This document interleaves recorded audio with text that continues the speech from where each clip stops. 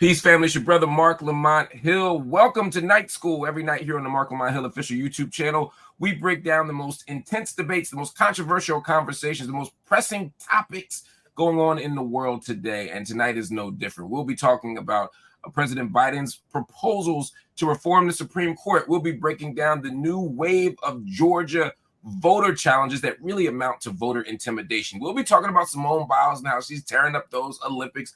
And of course, I couldn't avoid, unfortunately, that rapper Lil Pump that's telling us that we're not black if we don't vote for Donald Trump. But before we get into all of that, I'm going to take you over to Gaza, where as the war on Gaza approaches nearly day 300, there are people who are struggling for life. People are struggling for freedom. People who are struggling to avoid starvation and dehydration. People who are not only ducking bombs and bullets, but who are doing their best to hold on to their culture, their families, and their very lives. Well, there are organizations on the ground, both inside of Gaza and outside of Gaza, who are doing everything they can to make sure that the Palestinian people have the best chance of not only surviving, but winning. One of those groups is Project Watermelon. They are here with me right now. Can we bring them in? Yep, we got them here. Nicole L. Hawkins is on my left. She is the promotional director of Project Watermelon. And to my right is Maryam Rahmani, who is the Project Watermelon director of aid. And by the way, Nicole L. Hawkins on the left is also known as Bullet the Bunny, one of the OG members of the Marc Lamont HIll official channel and, of course, of Night School. That said, I want to thank you both for joining me. Maryam, I'm going to start with you. Can you explain exactly what Project Watermelon is and what you're doing? Yeah, so thank you for having us first off. So Project Watermelon is a newly established 501c3 non-for-profit group, and we work as a collective to support the Palestinian people around the world, and specifically in Gaza and recently evacuated from Gaza in as many ways as possible. So we have a GoFundMe list available on our Instagram and our bio. You can find in our link tree a link to a GoFundMe list with about 900 families on it that we vet, we promote, we support, and we try to help them reach their campaign GoFundMe goals. We also fund aid efforts to different aid distributors and individuals on the ground in Gaza. And then me and Nicole are actually in Egypt ourselves to support as best as we can recently evacuated people from Gaza with rent, medical, clothing, groceries, anything they need. We do what we can to try and support them. Now, again, you all are on the ground right now in Egypt, Nicole. What are, in your estimation, the biggest needs, the most pressing things that people are asking for who are leaving Egypt or leaving Gaza and headed into Egypt? I mean, money. They're not asking for it. I want to make that really clear. I mean, what they need is money. They need freedom of movement by having financial agency. There are people here who have varying needs, people who need surgeries, people who have young children, people who are older and need special accommodations. So what people need is really as much support as they possibly can. Most of the people who have raised money via GoFundMe spent the vast majority, if not the entirety of their GoFundMe, paying to actually just walk across the crossing. And so when they land here in Egypt, they need a lot of support. They need a place to rent. They need an apartment. They need furniture in that apartment. They need clothing. They need food. They need all these things. And we try to arrange as much of that as we can. But essentially, we also do cash envelopes once a month. And that is, again, to give people financial agency over what their own personal needs are. Maryam, one of the things we are seeing right now is a kind of mass exodus, or at least maybe not mass yet, but a significant exodus of people from Gaza into Egypt. Nusrat refugee camp, Borej refugee camp right now are both under evacuation order as of 2 days ago. But when we look at the whole of the Gaza Strip, 86% of the entire strip is under evacuation order. When you have that kind of an evacuation order, you're basically telling people there's nowhere to go. There's no safety. You got 2.2 million people and they're all trying to leave the area that they're in with no new area to arrive at that's safe. And the little bit that is safe is probably going to be under evacuation orders sooner or later too. So with that in mind, it feels like people are being forced not just out of their village or out of their city, but out of the Gaza Strip entirely. Is that the sense that people have on the ground, that they're being sort of forced out of their homeland again? Yeah, that is an overwhelming feeling of the sense that I'm getting from the people that have evacuated, and even people in Gaza that I'm still talking to now. That is the sense, like there's nowhere safe to go. I mean, the most prominent message that I'm getting now from people that I love on the ground, and from people in Gaza, I mean, and people in Cairo or in Egypt that have family in Gaza still, is my family doesn't know where to go, or I don't know where to go. People in Nusrat or Al Barej or wherever it is in Rafah, Khan Yunis, they don't know where to go now. As you said, only 14% of the strip is safe right now. So, and there's over 2 million people. But I think that's something that Project Watermelon does a very good job of, supporting the autonomy of the Palestinian people, especially people in Gaza.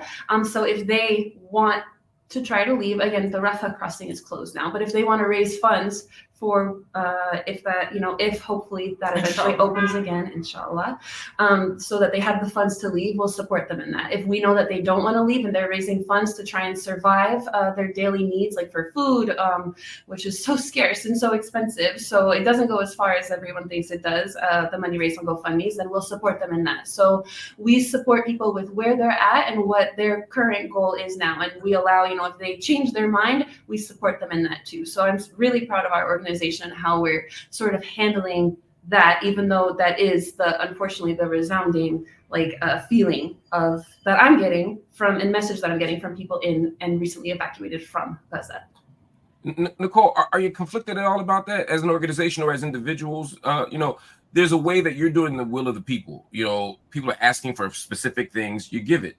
You had Abdul Wahab Abu Warda on here, the surgeon for Shifa Hospital on, and he said he's staying. He's 10 toes. He's not leaving, but he also wanted his 19 family members, the 19 remaining family members, to leave Gaza because 31 family members have been killed already.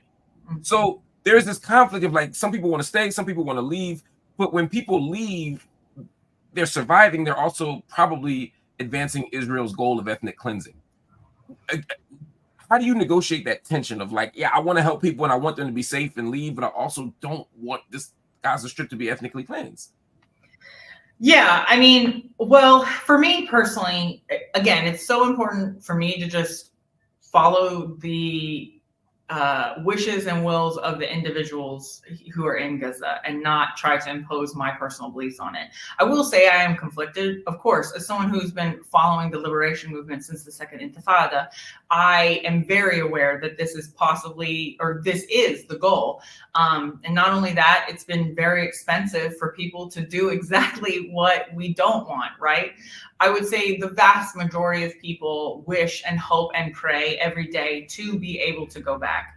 I also think that no one really expected it to go this far. I don't even think the higher ups, I don't even think Bibi expected it to go, well, maybe Bibi, but anyways, for it to go this far. I mean, the destruction is unlike any of the wars before. It's just absolutely leveled. And so what is there to go back to? We don't know. What is there to build? We don't know. But I know that I'll do whatever it takes to rebuild Gaza, to get as many people as possibly can to stay in Gaza, and for Gaza to stay Palestinian, as it should always be. Man, how are people getting out? It's the Rafah Crossing is closed. People don't have resources. Most of the built environment's destroyed. People's homes, cars, etc. in around. How are people able to even get out of Gaza and into Egypt?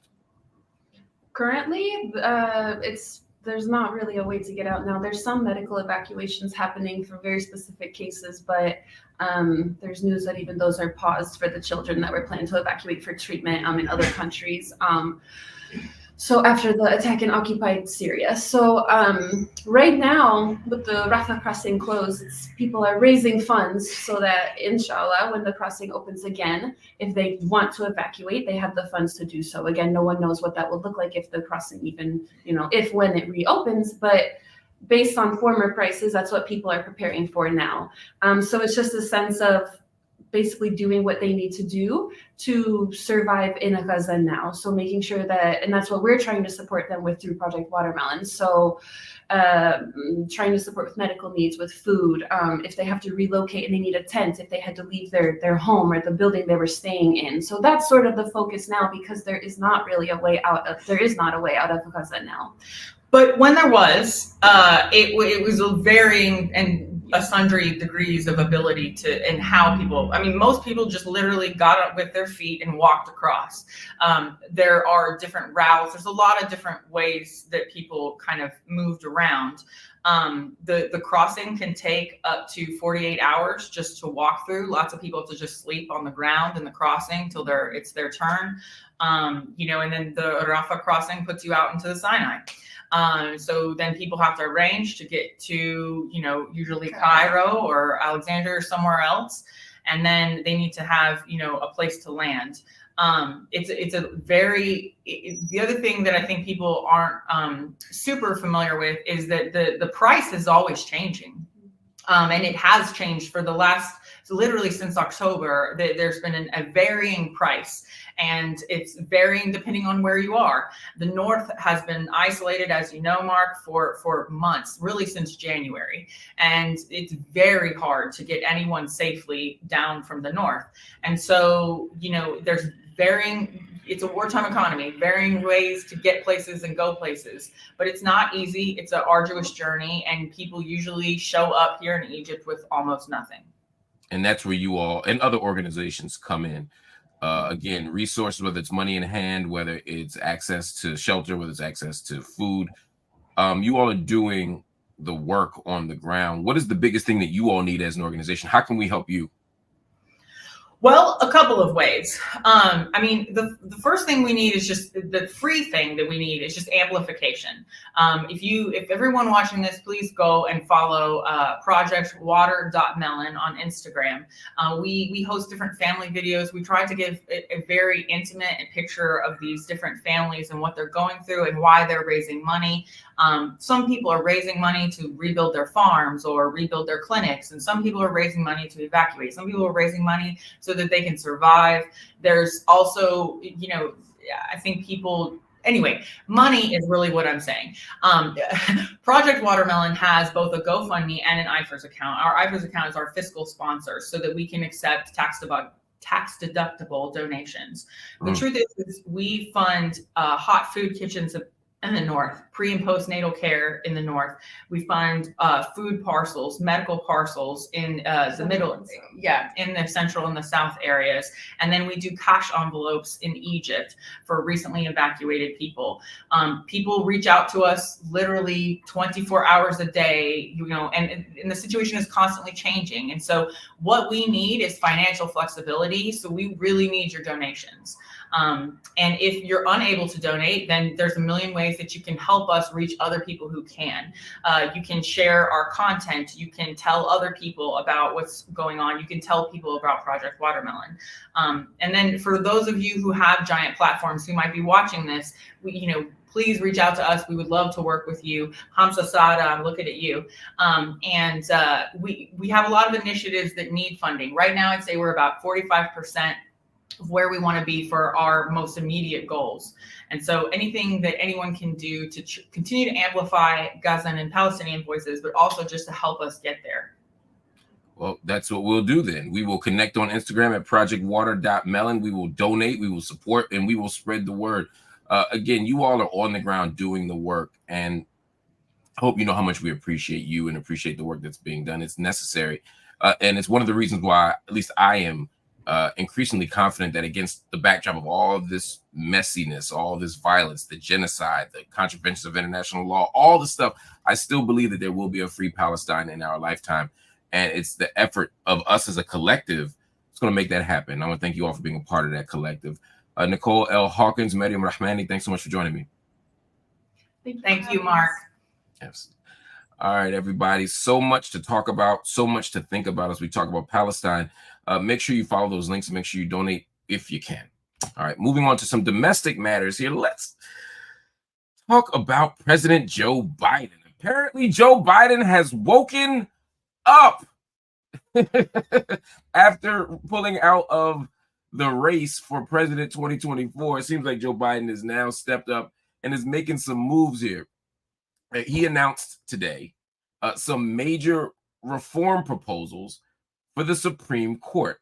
President Biden has called on Congress to do three things: to establish 18-year term limits. That means no more lifetime appointments for Supreme Court justices.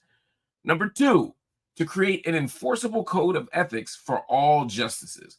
Now, let's be clear. It's for all justices, and it's probably necessary, but it was always kind of common sense until Clarence Thomas and Samuel Alito started acting the fool. And Clarence Thomas is definitely at the top of the list. I mean, he damn near makes his decisions based on who has the bigger spending package. He's like a free agent in sports. It's time to make a Supreme Court decision, man. Dude be taking trips, boat rides, plane rides, all that stuff. So what I'll call the Clarence Thomas reform proposal.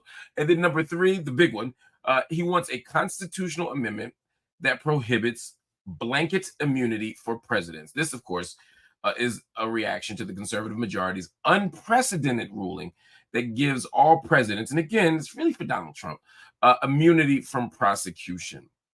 This is no small deal. This is a huge proposal and an ambitious one.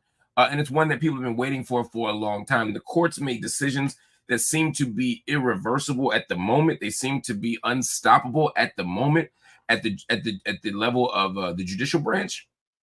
But there's always the legislative branch. Joe Biden has said, look, Congress, you need to do this. He's pressing on lawmakers to do this immediately. Now, we know in real life, this ain't going to happen fast. Nothing in this country happens fast unless there's an attack on our country. Nothing happens fast unless capitalism is on the line. Nothing happens fast unless it's in the best interest of the powerful for it to happen fast. But what we do know, with just 99 days to go before Election Day, is that the proposal itself is a political act. Joe Biden proposing this now forces Republicans to respond.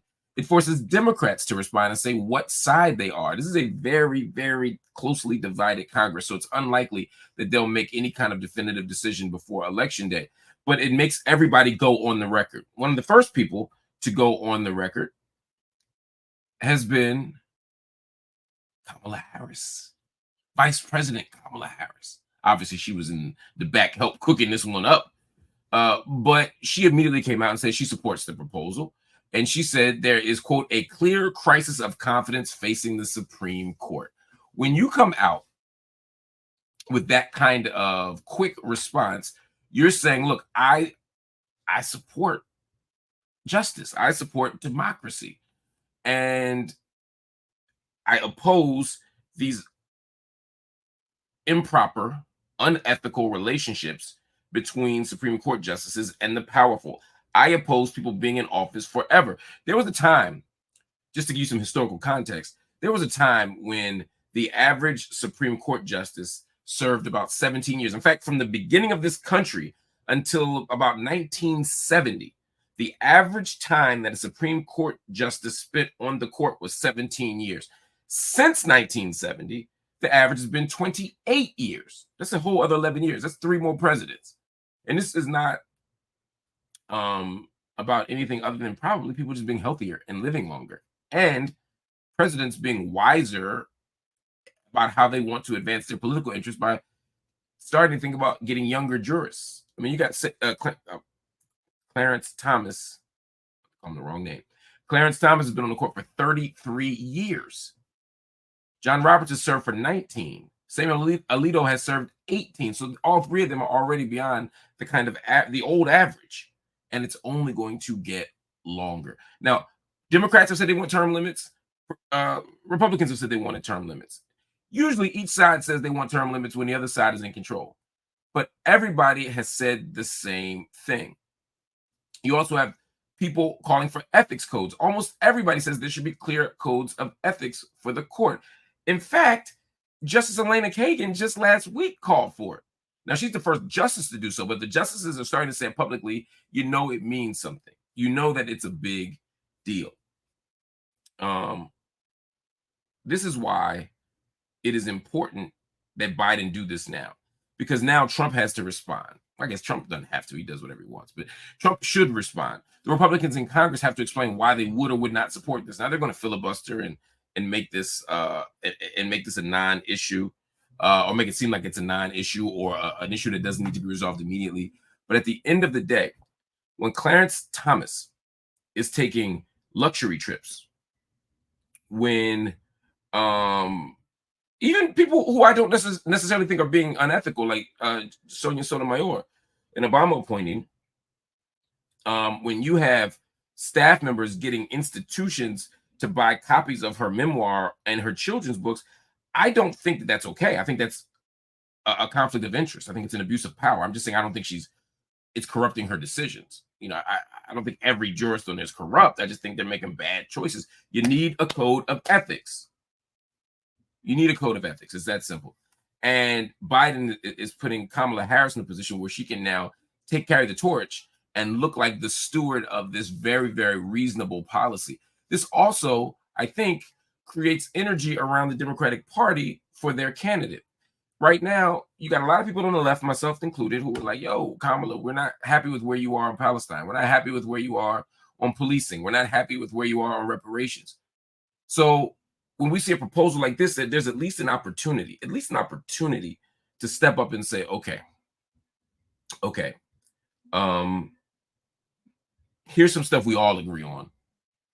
Let's move forward with that agreement, that consensus in mind, so that we're not only operating from a posture of disagreement, but we're also moving forward with some strong, reasonable consensus arguments that we can agree on. Now, that consensus could include the right. Conservatives could say, yeah, we want these values reformed too. Yeah, we want these laws reformed too. Oh, yeah, we want the president not to be able to perform executions on other people and then say it was official government business and be allowed to not be prosecuted for it. I mean, these are common sense things we shouldn't be able to do.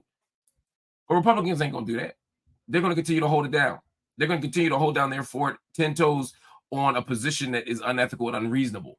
So that allows those centrist voters, those quote unquote reasonable voters, those so-called, I'm just trying to decide who the best candidate is, I'm not super partisan, all of them can make their own choices now and say, wait a minute, one group of people is doing something reasonable, another group is not. I'm not endorsing the Democrats here. I'm just saying this is an opportunity strategically for Democrats to look a lot more responsible than maybe they have in recent weeks and months. All right. Another story that I think is important is this story coming out of Georgia.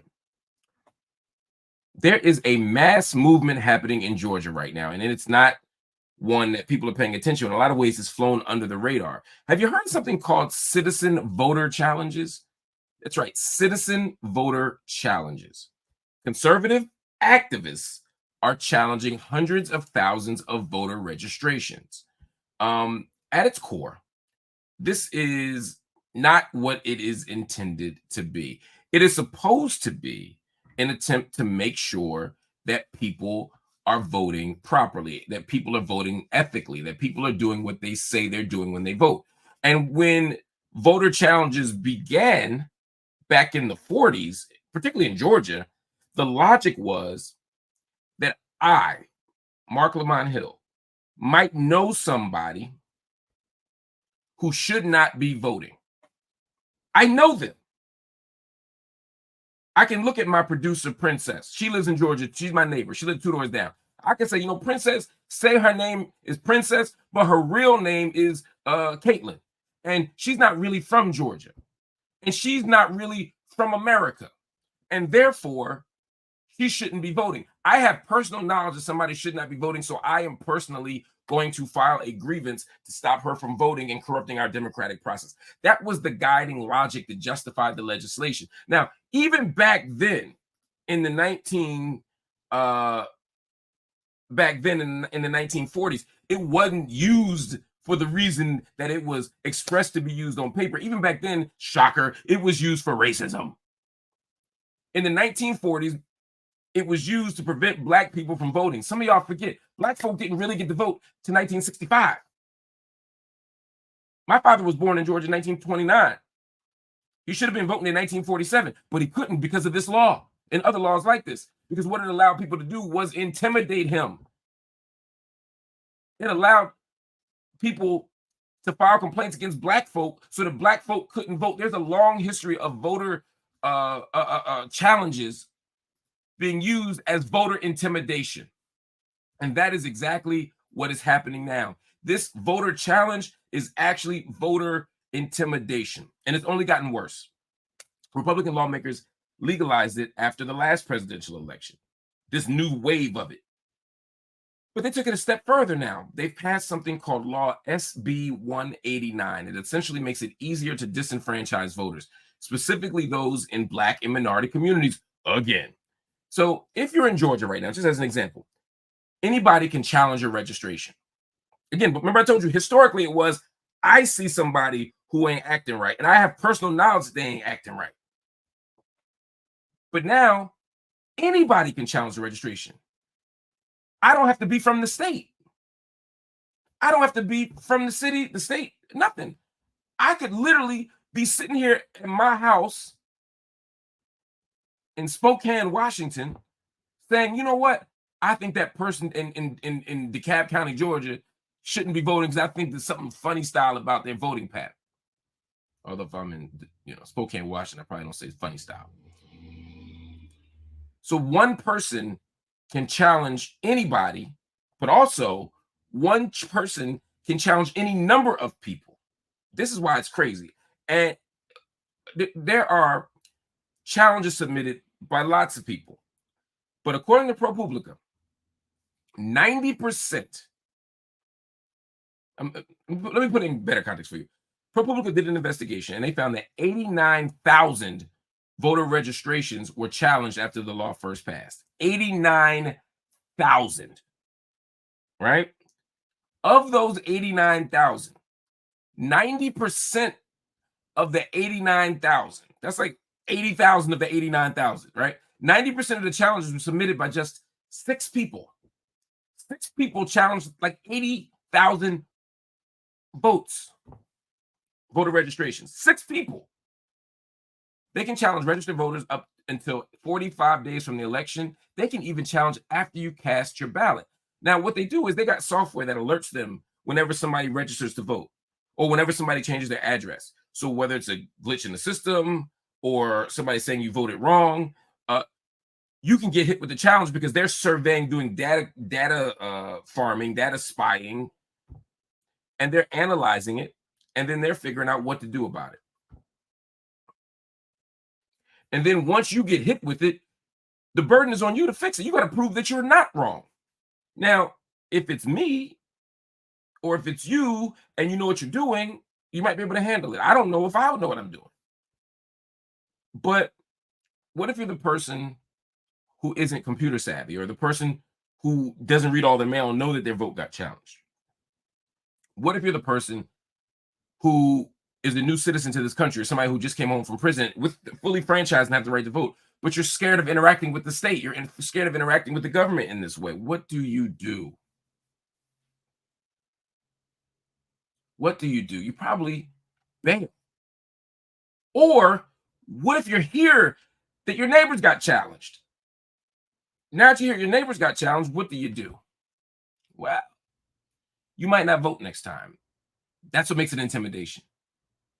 It's suppressing the vote out of fear. Just like the Klan did in the 40s. It's not as violent as the Klan. It's not as dangerous as the Klan. I don't want to pretend that what our ancestors went through in 1940 is the same as what we're going through right now. But what I will say is it's the same style. It's the same spirit. It's the same playbook. So please know that what is happening in Georgia, but please also understand that Georgia is not an outlier. Most states have passed some form of election law. It's just that Georgia is ground zero for Trump's fake electors, intimidating election officials, and all the stuff that happened after Trump lost. You lost, Donald, after Trump lost 4 years ago. Well, it's back again, and it's worse. So we got to pay attention in Georgia, and we got to pay attention all around the world. By the way, y'all, have you ever had an experience like that? Have you ever encountered voter intimidation, whether it be citizen voter challenges or somebody just trying to intimidate you in person at a polling center? If so, let me know. Join the chat and drop your experience in the comment well. Also, make sure you hit me up on Instagram, Night School MLH, and share your experience there. And always hit that like button, family. We need that like button to show the world that our stuff matters. All right. If you're just joining us, we've been talking about Gaza. We've been talking about domestic stuff. I want to go back to some global stuff for a minute. Again, hit the like button. Let us know where you're joining in the chat. Venezuelan President Nicolas Maduro is claiming victory over his rival, Edmundo Gonzalez. Gonzalez is not going gently into the night, however. Exit polls pointed to a big opposition win following the massive voter turnout in this year's election. But Maduro seems to be hanging on to a third term. In fact, just a few moments ago from the time that I'm recording this, it seems as if the official government position now is that Maduro has won. Venezuela's electoral authority formally declared him the winner. They say he earned 51% of the vote. But here's the interesting thing. World leaders are casting doubt on the claim. U.S. Secretary of State Antony Blinken voiced his concerns that the results don't reflect the will of the Venezuelan people. The U.S. and the U.K. are now saying that they are going to hold off on recognizing Maduro as the winner. But here's the thing. We've seen this movie before. I'm bringing this up for a reason. Maduro will be fine. He's going to be declared the winner. He's going to get his third term. And I'm not telling you that you should be supporting Maduro or that you should be supporting Gonzalez. What I am telling you is that the idea that the United States and the UK and the other imperial superpowers are constantly telling us whose election counts and whose election doesn't, who's a winner and who's not, is itself an expression of imperial power. Now, I get it. Some countries don't have real elections. Some countries have sham elections. Some countries have elections where the majority of the people say one thing, but somebody else becomes president. I'll give you an example. America. Al Gore had the majority. Hillary Clinton had the majority. And yet somehow they wasn't the presidents. Now you might say, Mark, but you're being intellectually dishonest, because those people still played within the rules of our system. We have an electoral college, and even if you don't like their electoral college, they still didn't cheat the system. Fine. I take it back to George Bush.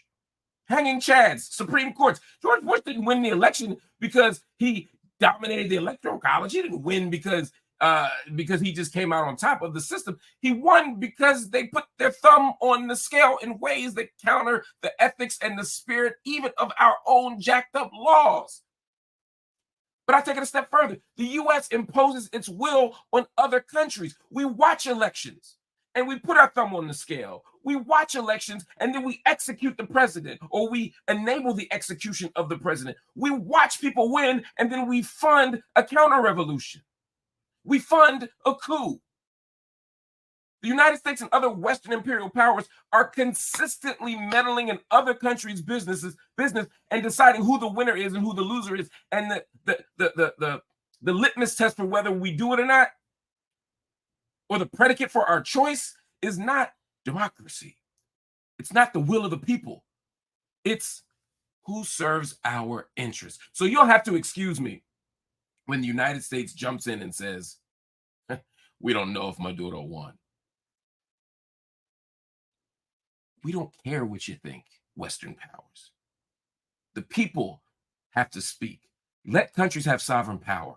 Let countries decide their winners and losers. And guess what? Even if you don't like their guy, even if you don't like their girl, woman, even if you don't like their man, their woman, their guy, their girl, their boy, whatever you want to call it, if you don't like their choice, it doesn't make it the wrong choice. And even if it were the wrong choice, it ain't your business to decide or to try to fix it. So America, all right, family, we're going to take a quick break. We'll be right back. 30 seconds. We're going to talk about the Olympics, where some wild stuff has been happening, and I want to make sure that y'all hear all about it. Stay with me.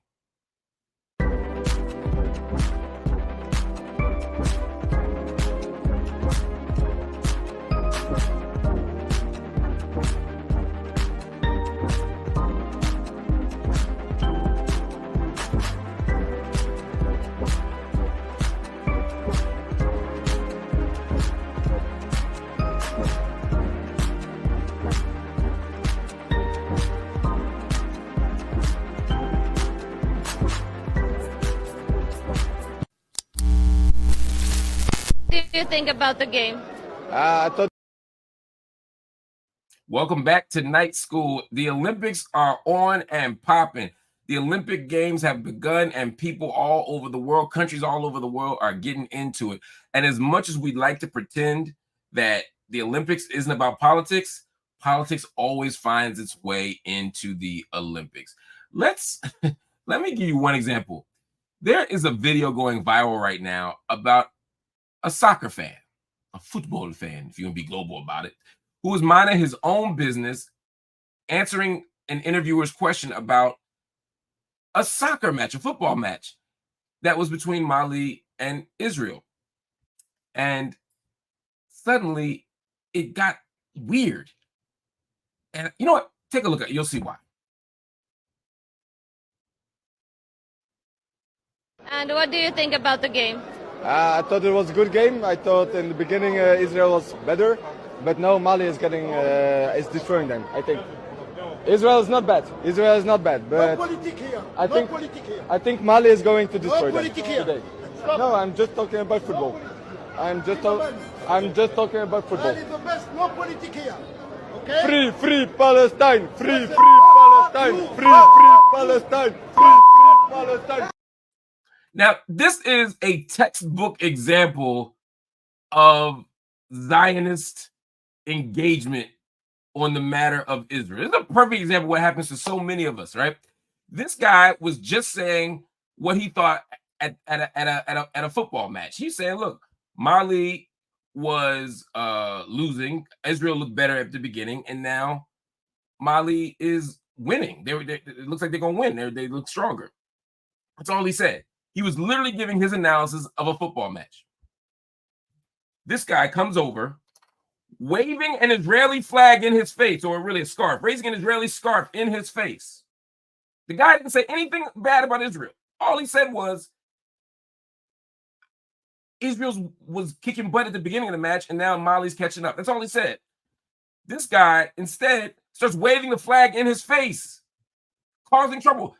I've seen this so many times in Jerusalem. I've seen this so many times in the West Bank, where I will literally be with Palestinians who are minding their own business in front of Aqsa Mosque, and a bunch of settlers will come harassing, yelling, pushing, doing all these things. The guy is still keeping his cool. All he said was, Israel's not bad. Israel's not bad. The guy said, literally, Israel is not bad. And the guy says, no politic here, no politic here. Now he's policing his speech. He's telling the guy what he can say, what the guy can't say. He's warning him. He's policing. Who are you to tell me what I can say? Who are you to tell me? Who are you to tell me how my speech should be policed? Who are you to tell me how to function and act? And the guy still tries to keep his cool, but the guy's waving the flag in his face. And so finally, the guy said, you know what? F it. Free Palestine. Now the guy's like, basically, you gonna jump at me? I'm gonna respond. And the guy didn't respond with violence. The guy didn't respond with anything else. All he said was free Palestine. Now the Zionist behind him starts screaming expletives. He starts hurling F-bombs at him. F you, chanting F you, him and his wife. And then he walks away like a victim. You started it. You antagonized it.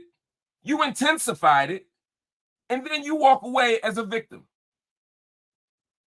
I'm just saying, this is an all too familiar pattern I see, and I don't like it. I don't like it online. I don't like it in person. I don't like it in our politics. People have a right to speak. People have a right to be heard. People don't have a right. Look at that finger waving in his face. That's what I'm talking about. That fundamentally is the problem. That's all I had to say. And if we really want to get to it, just one more thing. Why is Israel at the Olympics anyway? Because I damn sure remember Russia not being allowed in the Olympics because of their acts. I damn sure remember Belarus not being invited to the Olympics because of its acts. So if Belarus, if Belarus and Russia can't come to the Olympics because of what's going on in Ukraine, why the hell is Israel allowed inside of the Olympics, given what's happening in Gaza? Doesn't make any sense. But as always, there's an exception for Palestine. All right, family, before we go, one more quick story. If you watched Simone Biles this weekend, you know that she cannot be denied. The 27-year-old performed absolutely flawlessly. There were people watching. Tom Cruise was there. John led that girl. All right, family. Thank you for watching Night School. It has been another great time with y'all. Make sure you hit the like button. Make sure you hit that subscribe button. And if you're so inclined, make sure you hit that join button. Become a monthly subscriber to the channel. It helps us build content. It helps us have the financial stability to do all the work we do here on the channel, especially here at Night School. If you don't see the join button, you're probably on your phone. Go to your desktop, find the join button, and join us, please, with a monthly subscription. It's as low as $3.99 a month, but you can go higher if you want to. And if you can't make the monthly commitment, you can make a one-time payment right now. You can go to Venmo. You can go to Zelle. You can go to Cash App. You can go to PayPal. The links are right here on the screen. And you can the links are right here on the screen. They're also in the description, by the way. If you want to join and you're on your phone, you can't get to the desktop, just look at the description. You can hit the link right there. But right here, Cash App, PayPal, Venmo, Zelle, you can make a one-time payment right now that would make our work much easier to do. If you can't commit to every month, just think about it as tuition for the month for Night School. Just a 1 month, one-time payment. If you give $1, we're grateful. If you give $1 million, we're grateful. But we'd ask right now, if everybody watching right now could donate $10 for the month, $10, we'd be able to meet our financial goals for the month. So just consider it. Again, no amount is too low, no amount is too high. But if everybody gave $10 right now, we'd be able to meet our financial goals for the month. Anyway, I want to thank you all for watching Night School. It's an absolute pleasure. Keep liking the content, keep subscribing, keep sharing the content, and most of all, keep studying, because that's what Night School is all about. I'll see you tomorrow.